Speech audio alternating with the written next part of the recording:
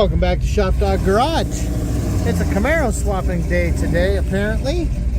Don't know what we're doing today. This might be a random and interesting video, but I just pulled the black car off, and now the shopping cart's going up.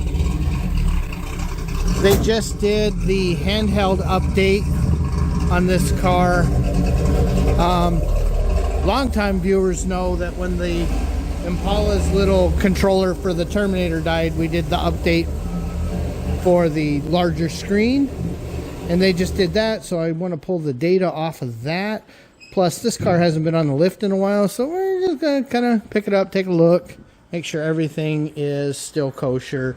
It's always a good idea to check exhaust, you know, check clearances everywhere, make sure nothing's loose or falling off. So anyway, yeah. This is going to be a nice random and interesting video. Okay, since we're doing some random stuff, we're putting away stuff for the rocket ship. I just showed them everything I've been working on. Something that I mentioned, and the reason why I just had to order all the screws for that. Now that we have another 67 here, I can show you what we're talking about. See, that screw is visible. And it's like this long, and it's got a weird shape. So we've got it ordered. So we ordered that screw. Now you can't see it because it's under the molding, but there's a weird special bolt that goes there, and then the two flat bolts that go under. So we've got that ordered. And then for those wondering, you know, that is what winds up down on the doors, is that trim, which is in those boxes over there. Now this car, you know, they've driven the bejesus out of this car. This is their second classic car, and they've had it forever since their girls were tiny. And they've been all over the country in this car, and they've put, what, 40, 50,000 miles? 50,000 on this car. Yeah, I mean, it's a great car. It's a shopping car. It used to drive like a freaking loose goose, but we upgraded that years and years ago. Yeah, no, it's just a 396. Obviously, originally it was what, a 280. Well, originally it had a 283 when you got it. Yeah, it was a 6-cylinder from the factory with a 2-speed automatic. Yes, Power Glide, and now it's I don't remember. Was it a TKO 500 or 600? 600. Okay, so a TKO 600, a 396. Nothing crazy. We did a Terminator swap on it years and years and years ago. And it's great. And this car was manual brake, manual steering in it. And we upgraded all that, put power steering. Oh, power brakes matter. Oh, power. Yeah. I got to tell you, I did power windows on a rocket ship, and I wish I hadn't. Yeah, I was going to say, I'm kind of feeling the same way. Yeah, none of this stuff ever, it turns out, even from the factory, never worked all that great. Well. I got a motor in the back that's starting to go bad, and I just think about pulling the regulator out and horsing with that. Oh, it's so much work. It's a pain in the butt. But no, this is a great car, though, even outside of that. And the top is, you know, it needs some work. It's got some rust underneath. Oh, yeah, anything driven in Minnesota. But you can see, stays nice and cool. Got some fan control. Yeah, in fact, we did electronic timing on this with the Terminator. Yeah, we really did a pretty good job on that. And it's been running great. It's been all over the country. It's a good car. And this, you know? Aaron, this is an original Minnesota car. It was sold just north part of Minneapolis. It was built in September of 1966. This car 5,000 something out of the California plant. So it's a very early Camaro. But yeah, it's a great car. It's been a lot of fun. Obviously, you can see some of my hallmarks. You know, I like to put the stands in for relays. I hate those sockets that go on the relay. You know, they're chintzy when people do that. No, this is a good car. But yeah, those are a couple of the things I've been talking about on the rocket ship that, you know, you don't see on the black car because it's a 68. But you can see, and this is a factory car. I mean, it just... None of this stuff is ever as good as they make it sound on the TV shows. All they had to do was get you to buy it off and get off the lot, and it wasn't their problem. Roll it off the assembly line and you're done. Well, so Yeah, I know while it's here, he wants to do a little work on that door. But conveniently, we actually have a lot more experience now on doing stuff like that in the last couple weeks. Because watch what happens when I open it. Oh, look at that. Look how far it actually wants to sit down. So either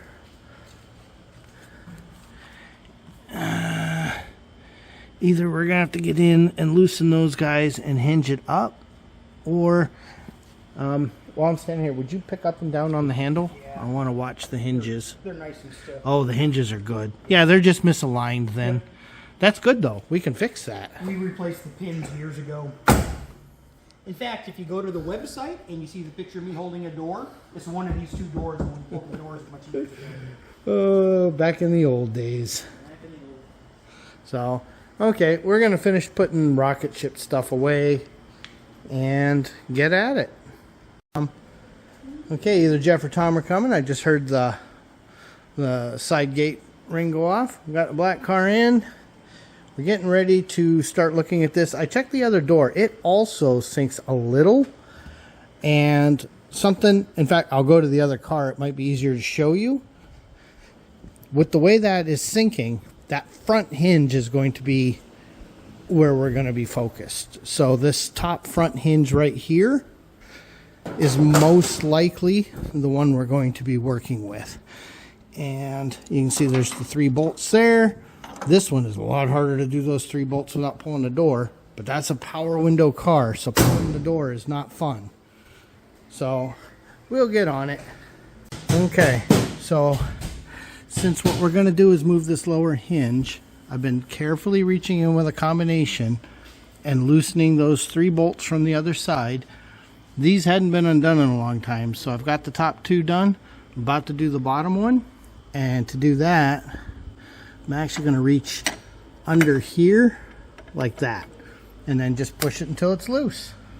Okay, so this now opens, doesn't dip down.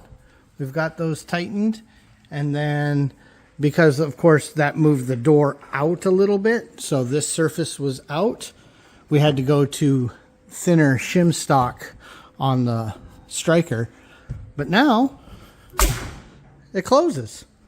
And the body lines aren't, you know, the end of the world. This car wasn't really lined up before anyway. Like I said, they drive the crap out of this car. Alright, so he's picking her up so we can take a peek here. You know, anytime you've got access to a lift, you should always check your undercarriage, make sure everything's kosher. You can see, yeah, that 5-speed, that sure is nice. Let's see, there's the, because back then we ran the fuel system different than we do it now, but back when we were doing these, there's a feed and a return line for this setup. Okay. And then remember, convertible, so you get the X-brace. Now, the one in this car is dropped a bunch. This one's only got a couple shim washers in the back, because you're always fighting clearing the exhaust. A little liquidy here. And I'm gonna hazard rear main or oil pan. So we'll snug up the oil pan. If it's the rear main, it is pretty slow. Yeah, he's got a little buildup on the filter. That engine went in, what, 15 years ago, Sean? Yeah, it's been there for a while. Yeah, back when mowing was still useful. No, I think the joke was that was our 10th year anniversary, so that's 20 years. 20 years. Oh, jeez. The time sure goes quick, doesn't it? Hey, Jeff, you thought that was water? It's not.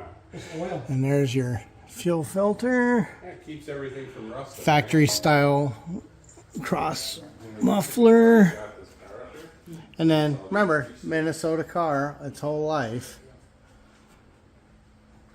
Yeah, I'm not seeing anything super scary right away. Oh, and this is what happens when you pick up a Walmart bag on the road. It always happens as soon as the exhaust gets put on, too. You ever notice that? Right here. Oh, yeah, you've got something there. Yep. He's got something on that back tire, too. Yeah, a little bit of dog poop. Well, that's going to happen. Holy poop. So, Oh, yeah. Hey, look at that. hey, broken exhaust hanger. That's why we're looking. So he can order what he's got to order. Okay. So anyway, we're going to take a look. If we see anything really scary, we'll let you know. Of course, we have to make the temporary muffler clamp. A couple zip ties will hold that flap in until he can order one. It's not really a big deal because it is the transverse muffler. So, it's not like it's going anywhere.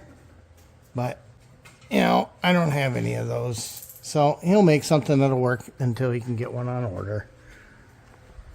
Okay, car's back down. Pixie's doing a little cleanup. I think Diesel and I are going to go ahead and take a copy of his global file off of the Terminator, because when he had to do the update for the larger LCD, he started a new tune from there. So we're just gathering data.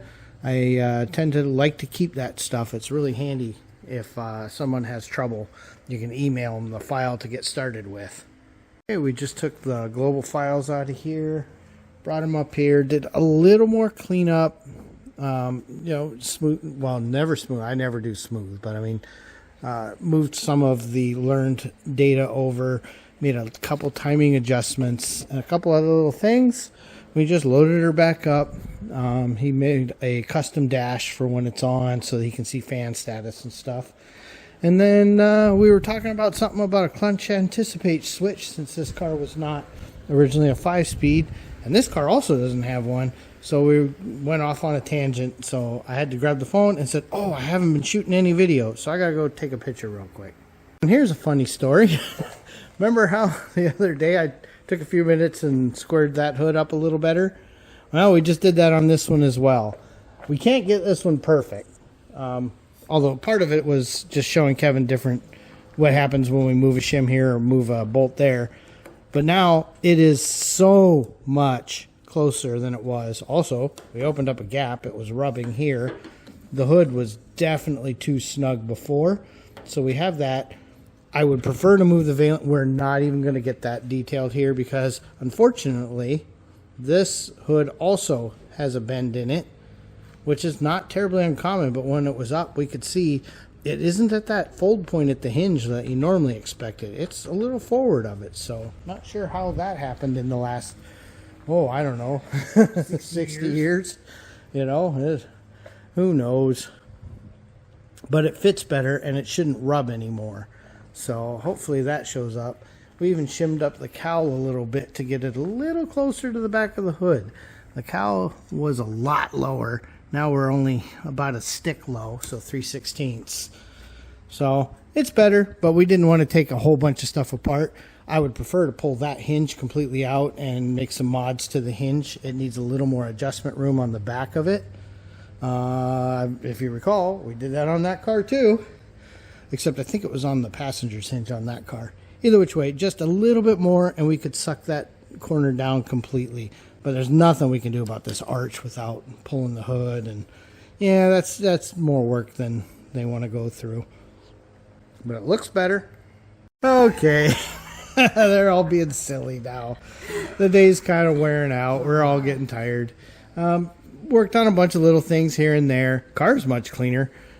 It had some stuff from the tree next to their house, from their neighbor's tree. It was all over, so Pixie got that all off of there. So, yeah, it was kind of a nice, relaxing afternoon. There's a fresh batch of Heidi's hot sauce on the stove right now that had been fermenting for a few weeks. It's really good. It's a nice, light pickled jalapeno, very mild for those who appreciate no spice.